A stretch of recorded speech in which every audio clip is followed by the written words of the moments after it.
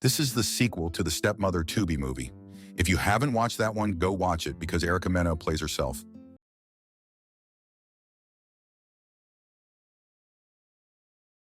A week after she got stabbed, Elizabeth is still hospitalized. A nurse comes to give her some medicine that'll help stabilize her. Once the nurse leaves the room, Elizabeth spits out the drug and hides it. Meanwhile, some detectives ask the doctor to move Elizabeth to a more secure location because she's a murderous, trifling hoe. Dr. Morris says he needs to do a psych evaluation to know if she should be committed to a mental institution or taken to prison. She wouldn't last a day in a butch prison. Moments later, Dr. Morris asks Elizabeth about the visions she keeps seeing of Frank. While they talk, Elizabeth starts to see Eddie's face on Morris, but soon snaps back to reality. She starts to talk about how evil Eddie's son, Scott, was, and she starts to see Scott tell her he won't let her leave the institution because he has the keys. Dr. Morris reminds her that the person by the door is the security guard, James. After the doctor leaves, the nurse comes into the room and leaves a syringe. Elizabeth asks James to pass her some water. When he does, she wraps her legs around him and chokes him till he passes out, still calling him Scott. I'm sure the actor really liked that. When she frees herself with the keys on him, she waits for the nurse behind the door and stabs her with Ozempic. Elizabeth dresses in the nurse's uniform and walks out of the hospital. That night, Elizabeth calls Kevin, and he says he got the new house for them. She calls a guy she knows and asks him to help her get a plane ticket to San Francisco and an ID with a new name, Diana Valdez. The next day, the team of detectives criticized the doctor for letting Elizabeth get away after they had warned him about her trifling ass. Later, one of the detectives named Stinger interrogates the security guard and the nurse. He learns that Elizabeth always talked about people named Eddie and Scott. They decide to interrogate Eddie and Scott. Scott tells them he hopes they find her dead. Scott's girlfriend, Jessica, tells them that they had found out that she had a whole new family, referring to Kevin and Dustin. A few hours later, the police find out that Kevin had moved out his house a couple of weeks ago. Meanwhile, Diana goes to Kevin's new house. He simply tells her he'd do anything to make her happy because he's tired of using his hands. That night, Diana keeps seeing Eddie lying next to her, but she looks back and realizes it's Kevin. The detectives all meet up at a bar to share the information they have on the case. Stinger is taking the case personal because Elizabeth is strictly targeting single black fathers. This scene pretty pointless because we don't see half of these people later in the movie. Out of nowhere, Kevin approaches Diana and asks her to marry him. She happily accepts the ring because she got nothing else going on. Boy, you better run for the hills. This fake-ass hoe finna ruin your life. At a party to celebrate the proposal, Kevin's friend Chris comes to celebrate with them. He jokes that he can't believe that she got such a wild boy like Kevin to settle down after a few months. Kevin said Chris is bitter because he on his second divorce. And When Diana goes to speak with a few guests, Chris talks to Kevin about what love at first sight must have felt like. He also tells him that it's only been a few months and asks him if he doesn't think he's moving too quickly. Kevin says you better support me or GTFO. Chris jokes that he's being a bit too sensitive and promises to support him. He also tells him he can't even go home because he and his second ex-wife are going through a custody battle over their house. Best friends always know how to suss people out in Tubi movies. That night, Kevin tells Diana he had asked Chris to come stay in their guest room till after the wedding because he's staying at a hotel going through a divorce. Diana becomes upset that they don't need someone else in the family, but she eventually agrees when he insists. She tells him he owes her one, and he tells her he'd do anything she wants. She mentions that she would like them to have babies, so Kevin says they can have a little girl. Diana gets excited and tells him it would be cool if they named the baby Elizabeth after her, so Kevin asks her who Elizabeth is. Diana quickly makes up a lie that she was referring to Queen Elizabeth. Bitch, I would have known you lying trying to name a melanated child after a colonizer. Later, Diana hangs out with Dustin. He tells her she's been making things better since his mother, Janet, left right after his big sister died. Diana tells him that Kevin never told him anything about them. Dustin tells her that he didn't know Janet so well, and he feels she never loved him. So Diana tells him she's his mother now, and she'll never leave him. Later, Diana confronts Kevin about keeping secrets from him when they had made a rule not to keep secrets. Sure, Elizabeth, Kevin better rescind that proposal with the way she's holding that knife. He tells her the death of his daughter isn't a secret, but something he's not ready to talk about yet, so she tells him she'll always be there when he's ready. When Chris arrives, he asks Dustin about his girlfriend and about Diana. Dustin jokes that Chris is using his skills from his job as a detective on him, and he tells him Diana is cool. When Chris moves into his room, they talk about Diana being from Houston and going to a high school with a cougar mascot, just like Erica Meno. He tells her he works a private investigation firm where he helps people find those who don't want to be found.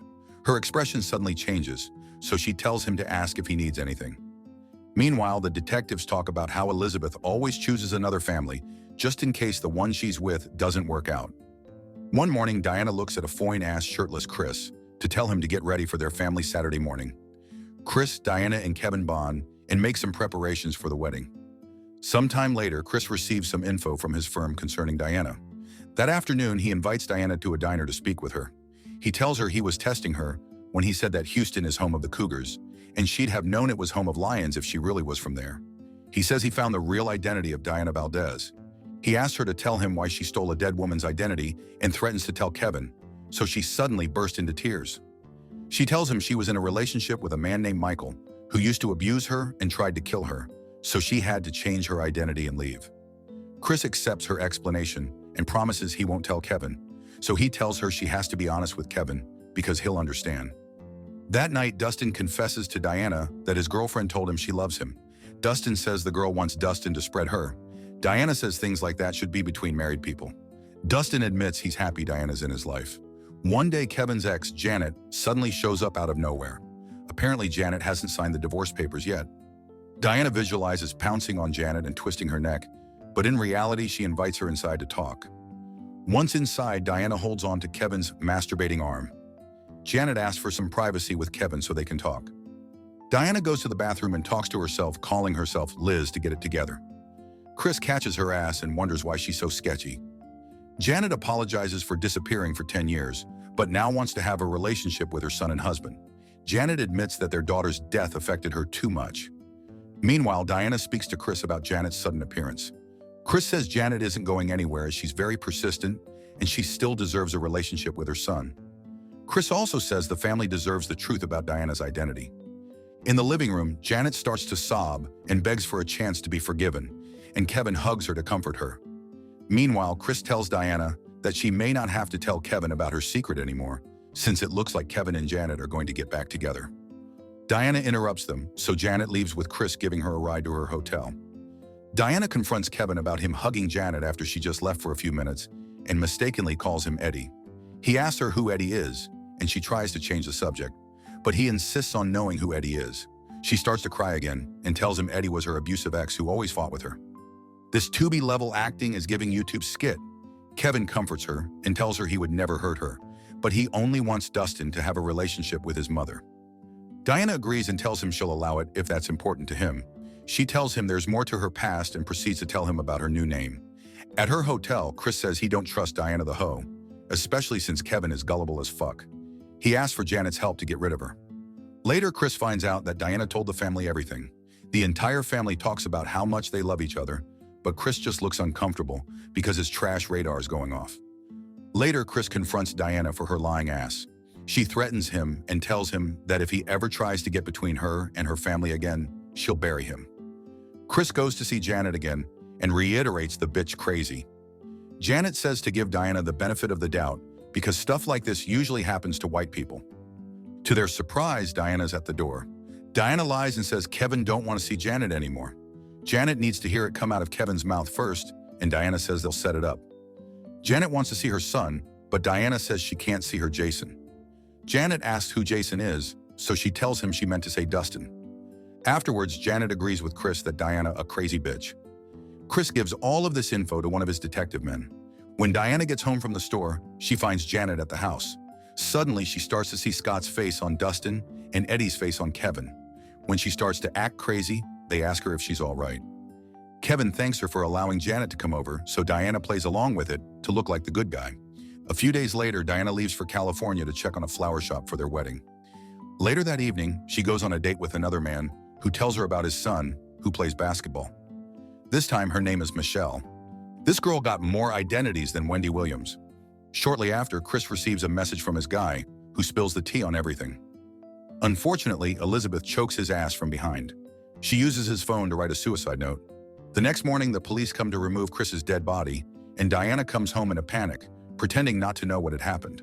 A detective tells Kevin that they found a text on Chris's phone that showed that he was having an affair with Janet. The suicide note also implies that Chris killed himself from the guilt of his affair with Janet. That morning, Janet rushes to the house after she hears the news. Kevin says her hoe ass caused Chris to unalive himself. Janet denies all his allegations, but Diana comes outside, and they both ask her to leave. When they step inside, Diana proposes that they quickly get married at the courthouse. Diana don't know how to read the room as Kevin says he's in mourning right now. Later, Dustin admits to Diane that he wishes it was Janet who died instead of his uncle Chris. That night, Janet gets a call from Chris's contact. He tells her that Diana is a murderer. Janet becomes scared, so the man tells her not to do something stupid like calling Kevin because Diana is unpredictable. He texts her Detective Stinger's number and tells her to call him. Contrary to his advice, Janet calls Kevin to warn him before she calls Stinger. Moments later, Elizabeth shows up at her door, and they both get into a fight. Eventually, Elizabeth overpowers her and smashes a vase on her head. At the house, Kevin comes to confront Diana about what Janet had told him. When she tries to explain, he turns into Frank and Eddie in front of her. When she calls him another name, she knocks him out with a nearby lamp. Kevin wakes up to a deranged Elizabeth, calling him Frank. She tells him she got rid of Chris and starts to pour gasoline on him. She suddenly sees a vision of her son Jason, which gives Kevin enough time to untie himself.